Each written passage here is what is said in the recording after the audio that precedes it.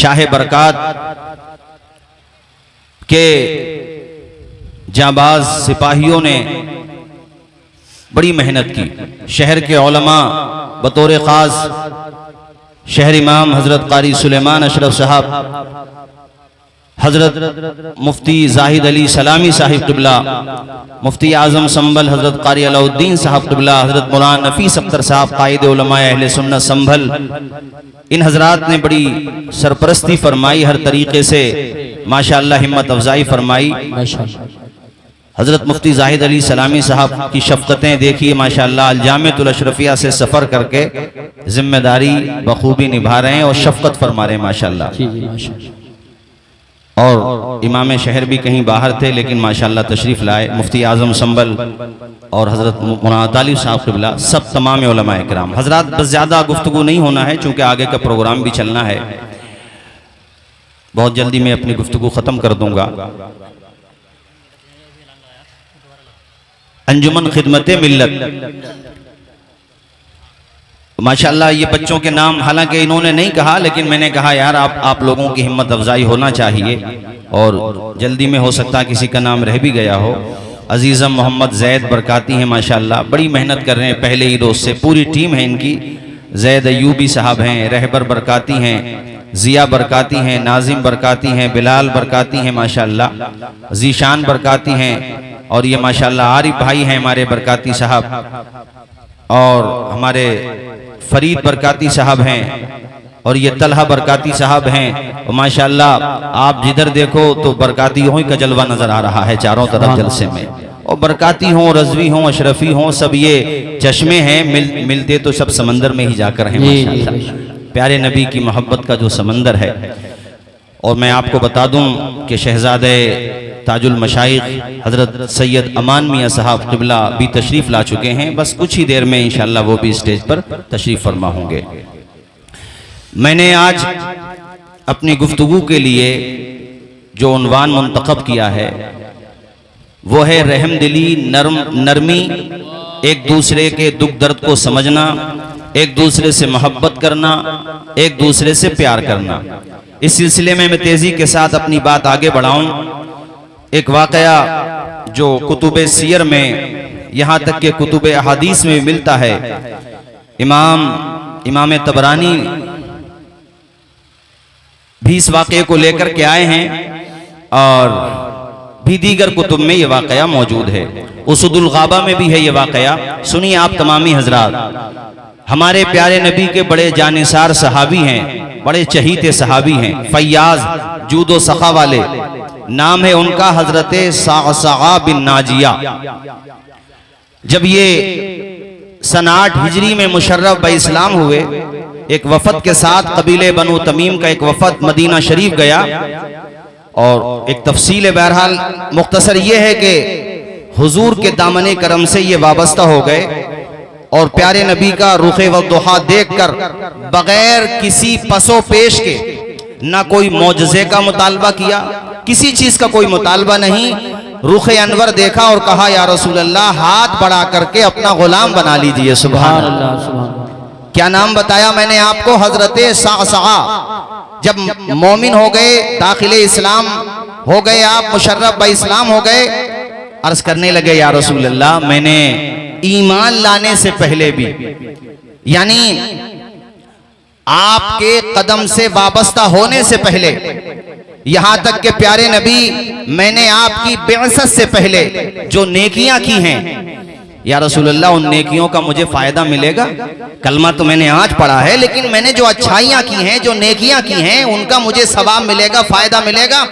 अल्लाह के पैगंबर ने मुस्कुरा के फरमाया, है मेरे दीवाने, तुमने कौन सी नेकियां की हैं जरा बताओ। हुजूर चाहते थे कि मजमे आम में ये बात हो, तमाम लोग ये सुन लें।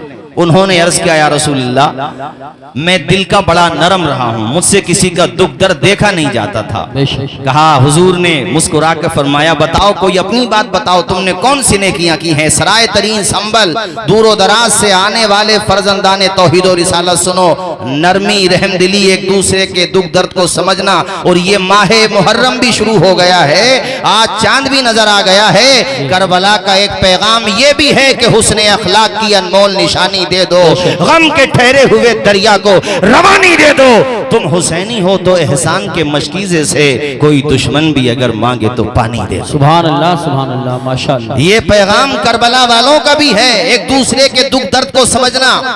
सुनो मेरे साथियों, हजरत सासा अर्ज करते हैं, या रसूल अल्लाह, एक मर्तबा मेरी 2 ऊँटनियां गुम हो गईं। अरे अरबों में ऊँटनी की बड़ी वैल्यू होती थी, ऊँटनियां थी, घोड़े थे, उनकी बड़ी वैल्यू थी।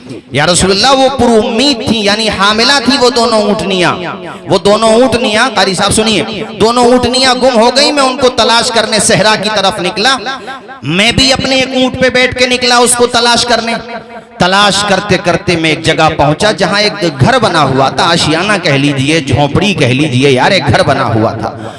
कहते हैं या रसूल अल्लाह, मैं वहां पे पहुंचा, उसमें एक साहब बैठे थे, मेरी नजर पड़ी, इतने में मेरी 2 ऊँटनियों पे भी नजर पड़ गई। मेरी 2 ऊँटनियां उनके बाकी जानवरों के साथ चल रही थी। मैंने कहा, ए साहिबे खाना, ये तो मेरी ऊँटनियां हैं, मैंने पहचान लिया इनको। तो मकान मालिक ने कहा, हमें इससे कोई आपत्ति नहीं, आप ही की हैं, आप ले जाइए। आवारा घूम रही थी तो मैंने सोचा किसी की होंगी तो आकर के ले जाएगा, वरना मेरी जिम्मेदारी थी, मैं तो इनके साथ अच्छा सलूक कर ही रहा हूँ। अल्लाह अकबर। हजरत सासा सिलसिला कलाम आगे बढ़ाते हुए अर्ज करते हैं, अल्लाह के पैगंबर, अभी हम वहां बैठे ही थे, साहिबे खाना ने कहा कि अंदर से खजूरें और पानी लेकर के आओ, ये हमारे मेहमान हैं, इनकी ज़ियाफत की जाए। हजरत सासा कहते हैं, या रसूल अल्लाह, मैं खजूरें खा ही रहा था, अभी मैंने थोड़ा सा पानी पिया था कि अंदर से खातून की आवाज आती है। वो खातून कहती है कि तुम्हारे घर में बच्चे की पैदाइश का वक्त करीब आ चुका है। अल्लाह अकबर। हजरत सासा कहते हैं, या रसूल अल्लाह, मेरे भी कान खड़े हो गए, आखिर माजरा क्या है? इस कदर तवज्जो के साथ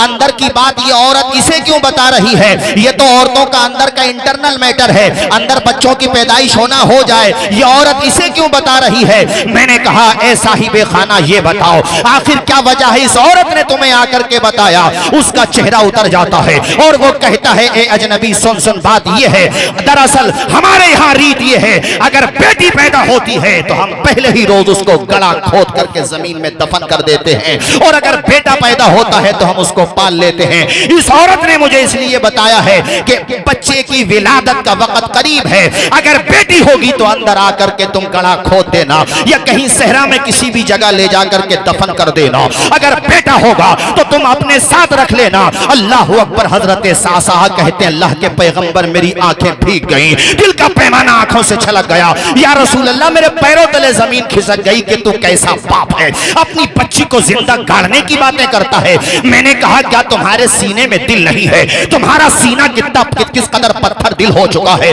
तुम्हें शर्म नहीं आती? अपनी बेटी को जमीन में गाड़ने की बातें करते हो।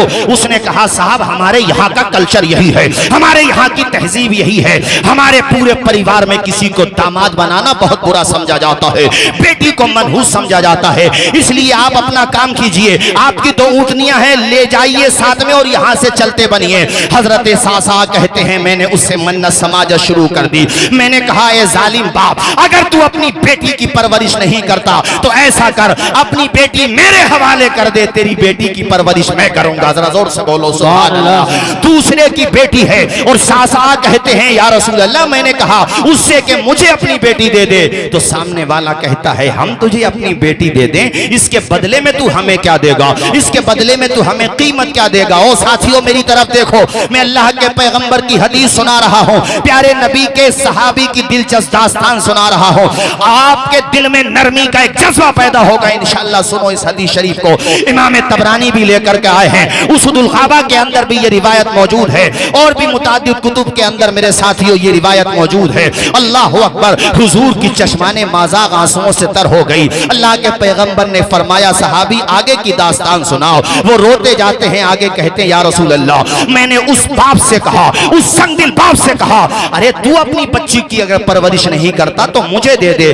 तू कीमत की बात करता है तो सुन, मेरी 2 ऊँटनियां जो तेरे पास हैं तू अपने पास ही रख ले, अपनी बेटी मेरे हवाले कर दे। जरा जोर से बोलो सुभान अल्लाह। उसकी नरम दिली को सलाम करो, उसके जज्बे को सलाम करो, उसकी हिम्मत को सलाम करो। अल्लाह अकबर। उसने कहा, नहीं, अभी कीमत कीमत पूरी नहीं हुई। तो मुस्कुरा के सासा कहते हैं यार ऐसा कर, जिस ऊंटनी पे मैं सवार होकर के आया हूं वो भी तू ही रख ले, मगर अपनी बेटी मेरे हवाले कर दे। जरा झूम के बोलो सुभान अल्लाह, और मचल के बोलो सुभान अल्लाह। मेरे साथियों, हजरत सासा कहते हैं कि वो शख्स इस बात पर रजामंद हो गया और उसने कहा ठीक है, मैं आपको अपनी बेटी दे देता हूं। आपकी 2 ऊंटनियां तो मेरे पास हैं ही, ये ऊंटनी आप अपने मकाम पे पहुंच जाएं, मेरा एक आदमी जाएगा वहां पे उतर जाएं और ये ऊंटनी हमें दे दें, हम तक पहुंच जाएगी। या रसूल अल्लाह, मैंने तीनों की तीनों ऊंटनियां उसी के हवाले कर दी। हुजूर, मैं उस एक अजनबी बाप की बेटी को घर पे लेके आया, मैं उसको पालता था, उसकी परवरिश करता था। ना कोई खूनी रिश्ता है, ना कोई खानदान का रिश्ता है, ना कोई करीबी रिश्ता है, बस एक मानवता है, बस एक इंसानियत है। या रसूल अल्लाह, मैं उसको लेके आया, वो बच्ची मेरे सीने पे खेलती थी, मुझे ऐसा प्यार हो गया जैसे एक बाप को अपनी सगी बेटी से प्यार हो जाता है।